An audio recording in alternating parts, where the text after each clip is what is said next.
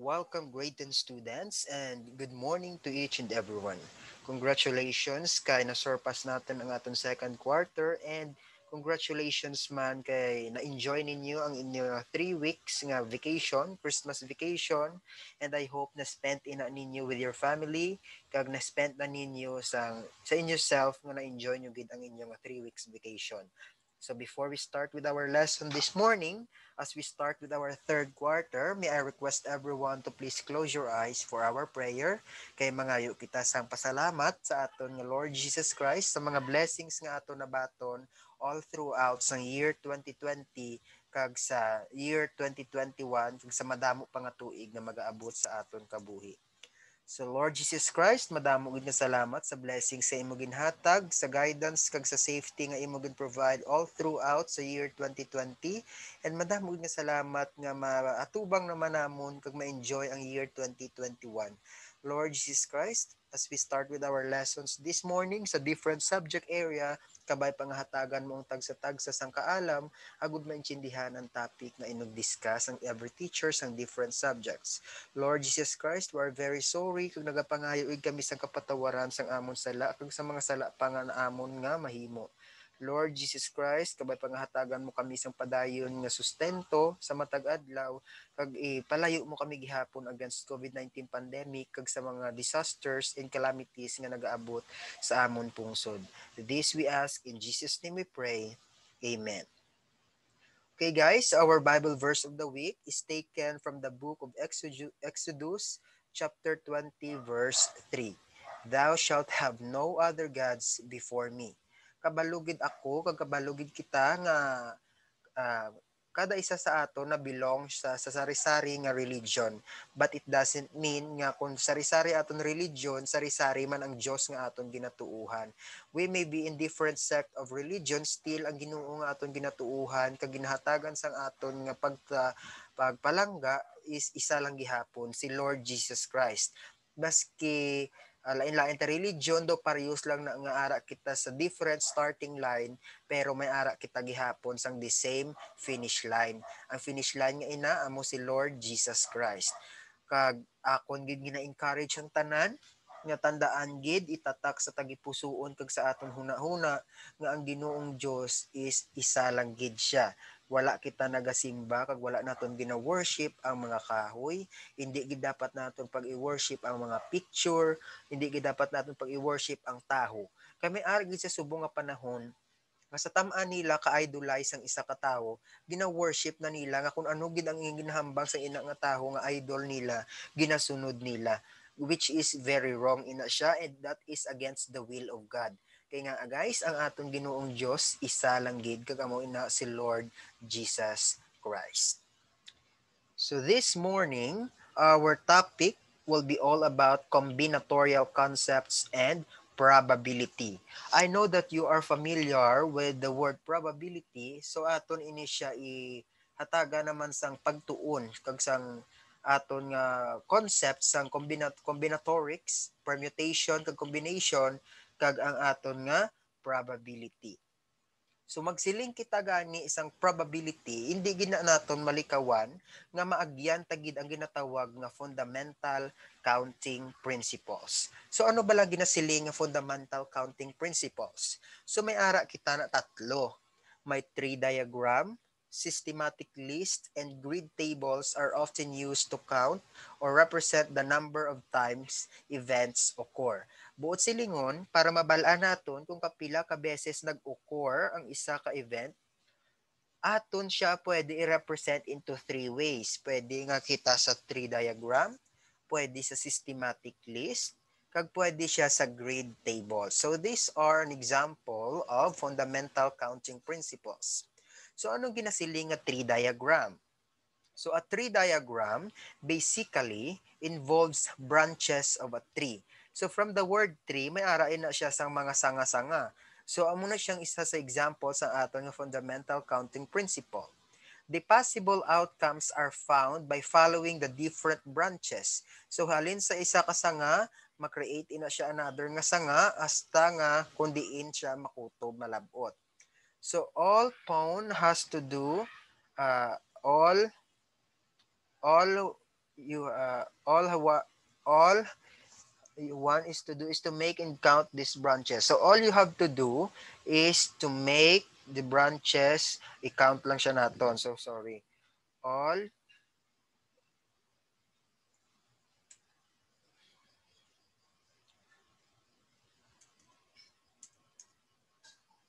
wait lang, kaya aton siya kwan.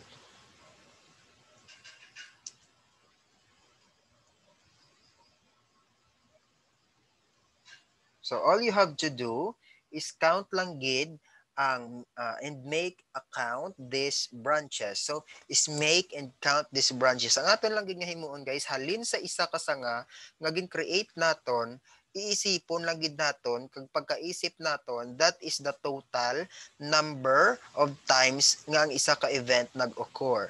So three diagram example. So to illustrate, suppose that a coin is flipped twice. But silingon, example, may ara kita piso or limado siya bi or pulo. Aton ina siya it-flip twice. But silingon, i-itcha na siya naton twice. So the question is, what is the probability that both heads will turn up? Ano kuno ang probability nga magwa ang kung sa kwan pa hari kag korona? Head or tail ina na siya kung sa English. So ano kuno ang probability nga duha ka heads ang magwa? So ari may example may ara kita 5 ka piso. If flip na siya naton twice, magsiling ka twice is duha ka beses. So there are four possible outcomes when tossing or flipping a coin twice. So flip naton ka isa o ang isa ka piso or ang isa ka lima ka coin. I-flip na siya naton sa first toss, pwede nga magwa, ang probability nga magwa is head or tail. So it is either head or tail or hari o kon corona. Pagka first toss nimo, amo ning nagwa si head or si tail.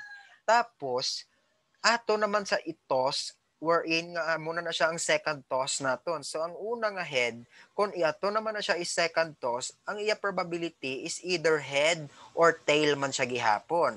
The same thing naman to sa isa, kung itos na siya naton second time, it is still either head or tail. So ang himuon ta lang guys, para magkuha kita sang number of possible outcomes, ariho listahon ta.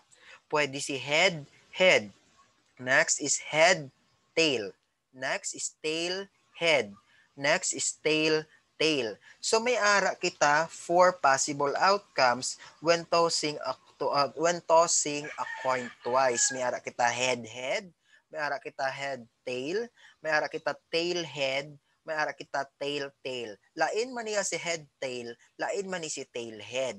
So ang pamangkot balikan naton, what is the probability that both heads will turn up? So may ara kita isa ka probability nga magwa ang duhagid ka head. Wherein pero mag-toss kita sang coin twice, may ara kita ka four possible outcomes. Pero isa lang gid ang probability nga ang duha ka head will turn up. So another type is the systematic list. From the word systematic list, it is maybe more helpful in determining outcomes sometimes. Wherein ini mas ano siya, mas systematize, mas maintindihan siya, and mas helpful siya sometimes. All one has to do is list the possibilities and counts. So ang himuon mo lang gid guys is ilista lang gid siya kag imo lang gid siya isipon. So examples ng systematic list, find the biggest number between 2 and 28. So pangita ikaw sang biggest number nga in between sa 2 and 28 nga ang number should be divisible by 2 and should be divisible by 3. So aton anay listahon, ano bala ang mga multiples of 2?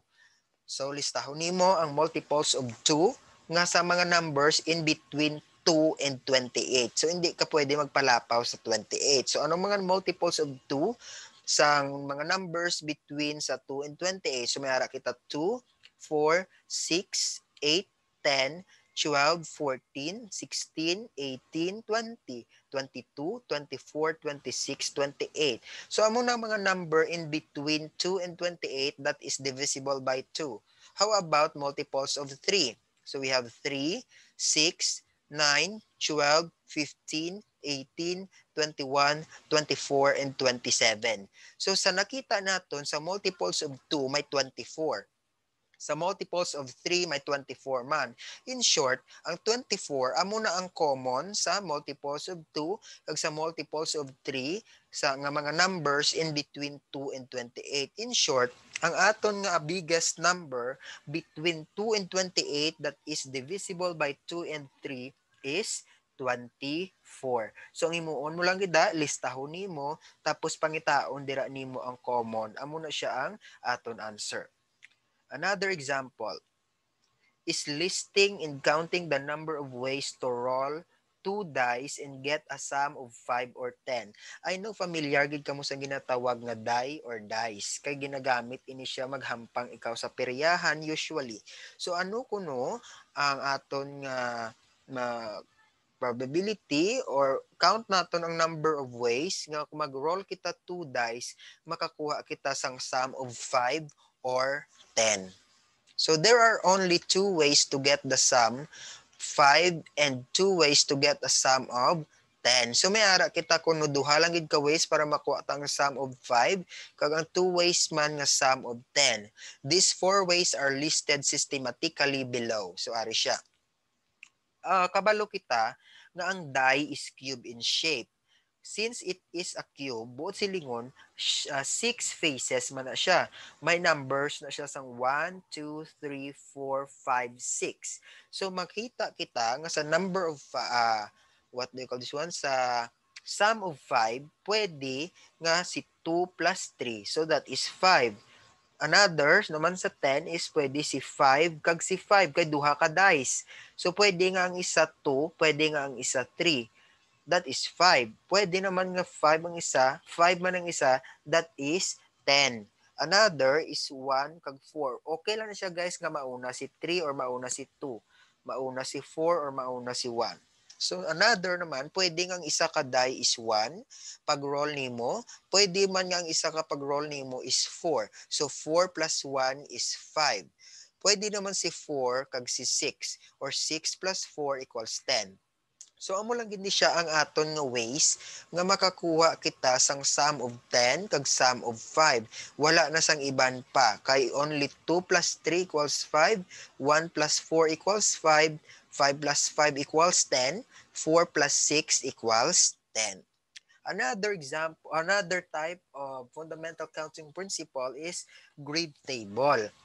Grade table may also be used to list the outcomes, especially with 2 or more events combined. So, mas applicable naman, kag mas helpful si grade table kung ang aton nga gina-combine is 2 or more events. Example, let us find out how many 2-digit numbers can be written using digits 2, 3, and 4. So pila kuno ka 2-digit number ang aton nga mahimo gamit ang digit nga 2, 3, kag 4. So ari, sa first digit lang tawon naton, may 2, may 3, may 4. Sa second digit may ara man kita 2, 3, kag 4. Ang himuon nyo lang guys, lang tawon ini sa may 2, may 2. So anong intersection diri nila? 22. May 2, may 3. Intersection nila, 23. Digit na siya ha. May 2, may digit man din nga 4. So intersection din nila, 24. Another naman, 3 kag 2. So may ara kita 32 as intersection. 3 kag 3. Ila intersection diri is 33. May 3, may 4. Intersection nila diri is 34. Next, may 4, another 4, may 4, kag may 2. Ang first digit natin is 4, second digit is 2. Next, first digit is 4, second digit is 3. So 43 ang intersection. Next is 4, then another 4 as the second digit. So aton intersection is 44. So the table shows 9 ways or may ara kita 9 ka 2-digit numbers that can be written using the digits 2, 3, and 4. So may ara kita 9 ways or siyam ka 2-digit numbers gamit ang digits 2, 3, and 4. So may ginatawag kita nga fundamental counting principle. So if one event can occur in M ways and the second event can occur in N ways, buot silingon, hindi siya parehos. And the third event can occur in P ways, so tatlo na siya. Then the event can occur a total of M times N times P ways. Ang himuon mo lang gid is i-multiply nimo ang tatlo ka event. So aton siya hatagan, example. Find how many two-digit numbers can be made from digits 1, 2, and 3 without repetition of digits. Hindi pwede nga magsulit ang 1, hindi pwede nga magsulit ang 2, hindi pwede nga magsulit ang 3. Pero pangitao nimo kung pila ka two-digit numbers ang aton ma-form gamit ang digits 1, 2, and 3. So, imuon lang naton is 1 times 2 times 3. Kaya mo na siyang kagina sa aton previous nga slide. M times N times P. So 1 times 2 is equal to 2. 2 times 3 is equal to 6. In short, may ara kita 6 outcomes or may ara kita 6 two-digit numbers nga mahimo from digits 1, 2, and 3. Next, another example. Sonia's snack bar offers burgers and sandwiches. Tandaan ha, burgers and sandwiches. It also serves buko juice, orange juice, pineapple juice, and mango. So may ara kita duha diri sa babaw, may burgers kag sandwiches, duha na siya. So may ara kita buko juice, isa na. Orange juice, ikaduha. Pineapple juice, ikatatlo. And mango, ika-apat. So how many possible combinations of snacks and juice are there? So ang himuon ta lang is 2. Amo to siya ang burgers and sandwiches. Kag may apat kita ka juices. So 2 times 4 is equal to 8. In short, may 8 outcomes or 8 possible combination of snacks and juices are there. So may another example pagid kita. You are planning to watch a concert. You are thinking of what to wear. So isipon mo, jeans or slacks? May duha ka na. Sa color ka naman, gray, 1 na siya. Red, 2. Green shirt. And rubber shoes or loafers. So sa color, may ara ikaw gray, red, or green. Sa imo naman nga sa dalo, may ara kapilian jeans or slacks, duha. Sa colors ang shirt, tatlo, may gray, may red, may green. Sa imo nga naman nga shoes, may ara kapilian rubber shoes or loafers. So how many different combinations could you wear? Still, amo man gyapon, may ara ikaw 2 times 3 times 2. Kaya may 2 ka nga jeans or slacks. So that is 2.